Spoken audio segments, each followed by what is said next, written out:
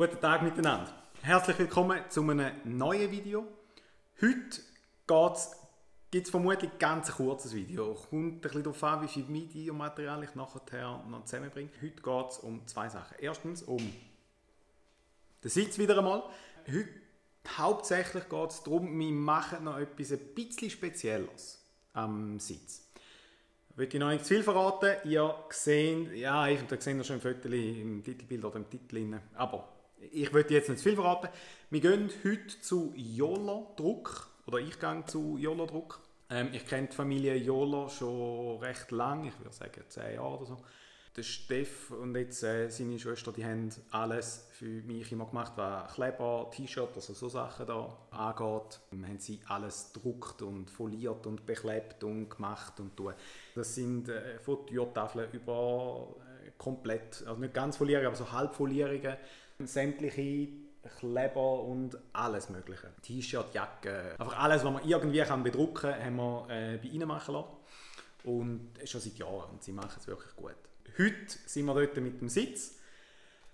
Ich habe noch eine Idee gehabt, die habe ich schon recht lange in meinem Kopf. Und jetzt habe ich gedacht, das ist ein guter Zeitpunkt, um das zu machen. Und da probieren wir jetzt mal aus und schauen, wie gut das da geht. Also, ich würde sagen, Achtung, fertig, los. Und wir sehen uns nachher wieder, wenn es dann einen Einbau geht. Und dann geht es noch um die Gurte, genau, das habe ich noch vergessen zu sagen. Dann geht es noch um die Gurte. Einschlaufen, wo dass man die durchschlauft und so weiter. Es sind 6-Punkt-Gurte, wo kann man die alles anmachen. Und da schauen wir dann auch nachher und noch schnell miteinander an. Genau, und jetzt, los geht's.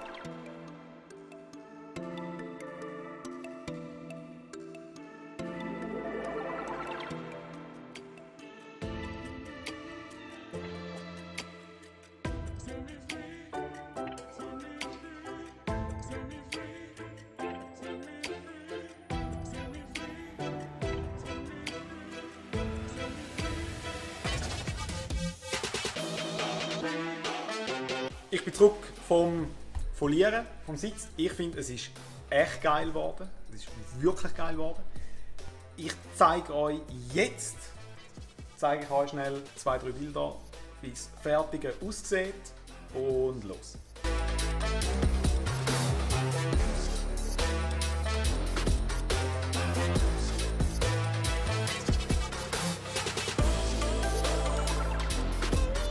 Und nachdem wir die Bilder gesehen haben, kommen wir jetzt zum Einbauen.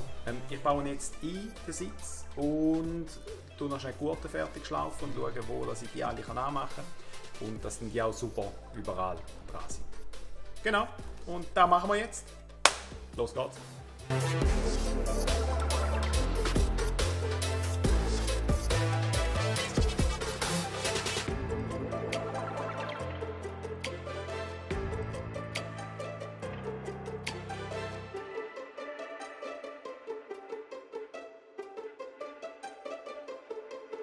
Sitz und Gurte ist fix fertig einbauen. Ich zeige euch ganz schnell 2-3 Fotos, weil ich habe die Gurte bereits wieder ausbauen, weil ich fahre jetzt noch normal auf der Straße rum und normal auf der Straße fahre ich einfach mit dem 3-Punkt-Gurt, mit dem Originalen. Ein wichtiger Punkt zeige ich euch jetzt gerade noch schnell. Einen Moment. Das ist eine von der Schultergurte, die rechts. Ganz wichtig, wenn ihr die schlauft. Ihr seht, wie man die schlauft. Gibt es ganz einfache Bebilderungen. Durch und wieder retto. Meistens habt ihr dann da irgendwie so ein Bändel, wo dann einfach so 20-30 cm im Zeug rumplampt. Ich mache da einfach schnell einen Kabelbinder rundherum, weil es sieht einfach, das Ganze sieht ein bisschen sauberer aus. Es ist ein bisschen sauber verstaut und man hat nichts, was so ein bisschen im Zeug rumlampt. Und ich finde, es sieht einfach besser aus. Befestigungen sind relativ einfach. Befestigungen sind wirklich dort, wo normalerweise die hinteren Gurte befestigt sind. Da habe ich gerade einen Punkt. Ich blende euch jetzt schnell ein Bild ein. Auf dem Bild seht ihr, wie man Schultergurte, in welchem Winkel gegen hinteren, dass die dürfen oder sollten sein. Das ist gemäß, ich glaube FIA ist die Norm, bin nicht ganz sicher. Aber hauptsächlich geht es darum, dass die Schultergurte, wenn ihr so im Auto sitzt, dass die möglichst gerade hinterher gehen. Das ist eigentlich das Ziel. Ideal wäre so zwischen 0 und 20 Grad. Erlaubt ist bis maximal 45. Das ist gemäß FIA. Wenn wir uns hier im Hobbybereich bewegen, zählt das nicht. Es ist trotzdem eine gute Empfehlung, weil die Empfehlungen haben meistens einen Grund, warum das es die machen. Ich habe es gemessen und wir sind bei rund 40 Grad. Also ist gerade so an der Grenze, ist nicht super optimal, aber es funktioniert. Was ich einfach würde empfehlen oder was ich irgendwann mal noch machen müssen, ist einen Käfig oder einen Bügel einbauen und in dem Bügel Schultern, also Stangen für die Schultergurte, dass man die dort schlaufen kann. Weil dann hat man es einfach möglichst gerade und nicht so abgewinkelt. Ist einfach besser im Fall von einem Crash, kann es sonst sein, wenn der Winkel zu steil ist, dass der Sitz verreist. Das sollte nicht idealerweise passieren, wenn es einen Crash gibt. Darum meine Empfehlung, wenn ihr langfristig mit dem Auto auf der Strecke fahrt, macht den Bügel rein mit Gurtstreben. Wird einfach langfristig die sichere Version sein. Man kann es auch so fahren. Es funktioniert. Ich jetzt, je weiter hinten, das ist noch ein Punkt, ich bin relativ klein. Da sitze ich relativ weit vorne. Und je weiter weg, jetzt ganz einfach gesagt, jetzt müsst ihr euch vorstellen, der Gurt ist da unten, jetzt sehen wir es nicht, aber der Gurt ist da unten befestigt. Je weiter vorne der Sitz ist, desto flacher wird der Winkel. Je weiter hinten der Sitz kommt, desto steiler wird der Winkel. Das bedeutet, je grösser der Fahrer ist, desto mehr Probleme wird er haben, dass der Winkel zu steil wird. Also je kleiner der Fahrer, desto besser. Einmal ein Vorteil, dass ich klein bin. 1,73 für die, die es interessiert. Auch da würde ich beachten, vor allem für die dann wirklich grosse Fahrer, also 1,85, 1,90 dort drauf. Ihr werdet schon sehr, sehr weit hinten sitzen. Durch das kann es sein, dass der Gurt einfach wirklich viel zu steil wird. Messt es einfach schnell, wenn ihr es einbaut. Schaut, dass ihr nicht über die 45 Grad reinkommt. Weil sonst könnte es sein, dass ihr im Fall von einem Unfall ein Problem habt.